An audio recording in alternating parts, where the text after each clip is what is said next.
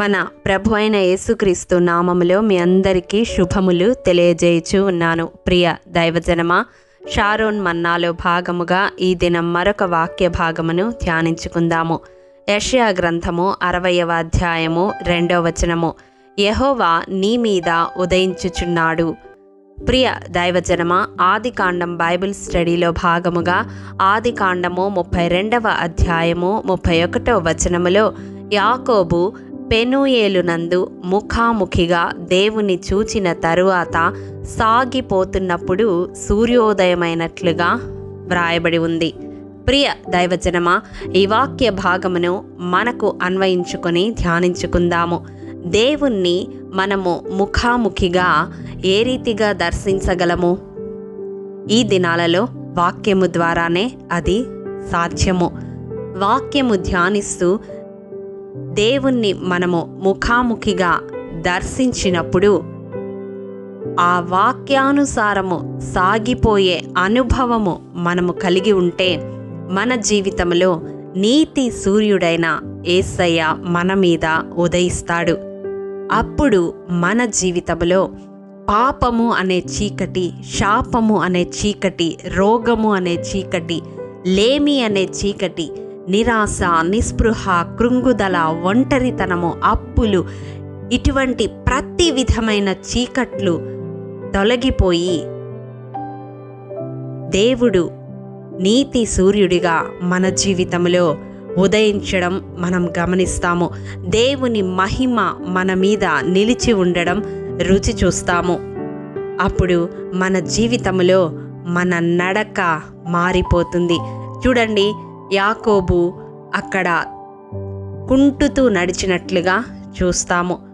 అవును, కుంటుతూ నడిచే వ్యక్తి ఒక కర్రను ఆధారం చేసుకొని నడుస్తాడు.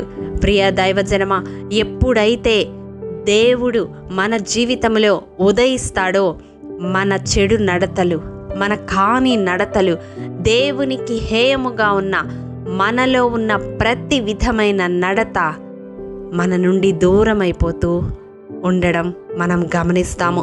వాక్యాన్ని లోతుగా ధ్యానించే కొలది అది మన జీవితాన్ని సరిచేయడం మనం గ్రహిస్తాము.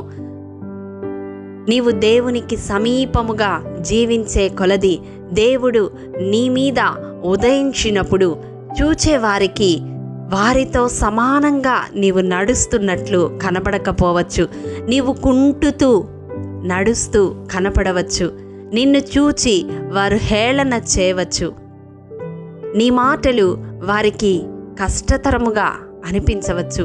నీవు వారికి చెప్తున్నవన్నీ వారు సరిచేసుకోలేక నిన్నే అపార్థం చేసుకుంటూ ఉండవచ్చు.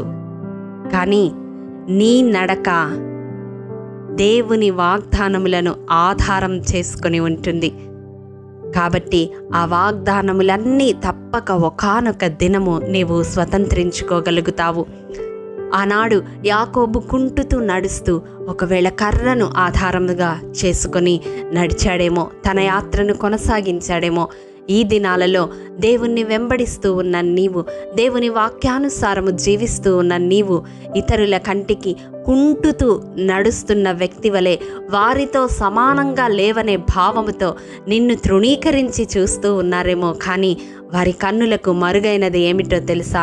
నీవు దేవుని వాగ్దానము, దేవుని వాక్యము అనే కర్రను ఆధారం చేసుకొని నడుస్తూ ఉన్నావు.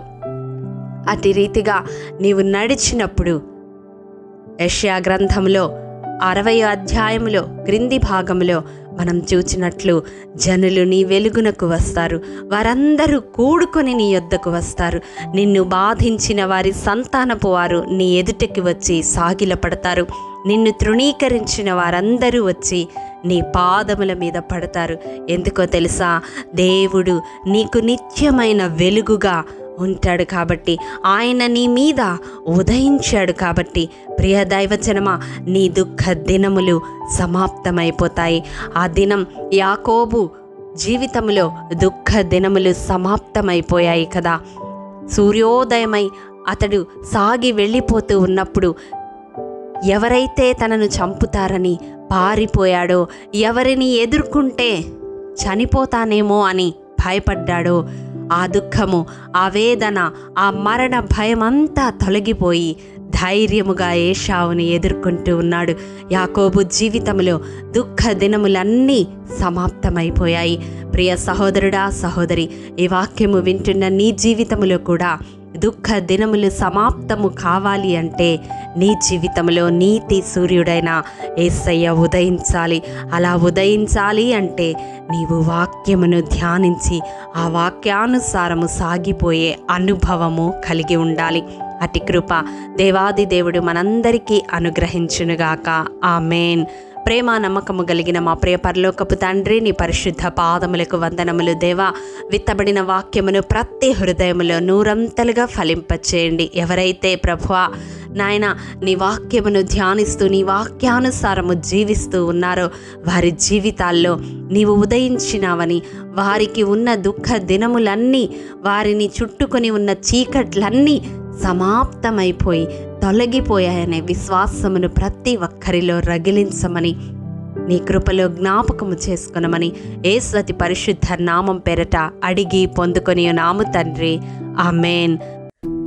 ప్రియ దైవజనమా, అనుదినము షారోన్ మన్నా ద్వారా అడగబడుచున్న నెంబర్ ఇన్ బైబిల్ క్విజ్ ప్రశ్నలకు సమాధానములు ప్రతి నెల మొదటి వారము కామెంట్ బాక్స్లో పోస్ట్ చేయబడతాయి. కాబట్టి గమనించి మీకు తెలియని ప్రశ్నలకు సమాధానములు తెలుసుకొనగలరని ప్రభు పేరట మనవి చేయుచూ ఉన్నాము. ప్రియ దైవజనమా, ఈ దినం నెంబర్ ఇన్ బైబిల్ క్విజ్ ప్రశ్న: 40 రేయింబగళ్ళు యెహోవాతో కూడా ఉన్న ప్రవక్త ఎవరు? మీ సమాధానం మాకు తెలియజేస్తారు కదూ. ప్రభు కృప మనందరికీ తోడయుండును గాక. ఆమేన్.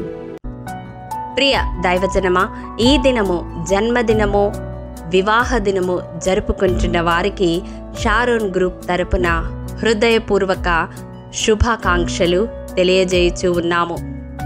దేవుడు శ్రేయస్కరమైన ఆశీర్వాదములతో ఈ సంవత్సరాది నుండి సంవత్సరాంతము వరకు మిమ్ములను నింపాలని ప్రార్థిస్తూ ఉన్నాము.